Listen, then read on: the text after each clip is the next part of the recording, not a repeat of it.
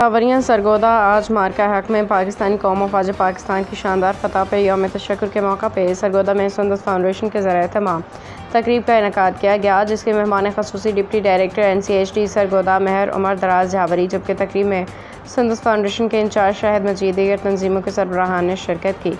इस मौके पर न सिर्फ थैलेसीमिया के मरीज़ बच्चों की सेहत और ज़िंदगी के लिए दुआएं की गई, जबकि फ़ौज पाकिस्तान की सलामती, इस्तेकाम, वतन और कौमी यकजहती के लिए भी ख़ुसूसी दुआ की गई।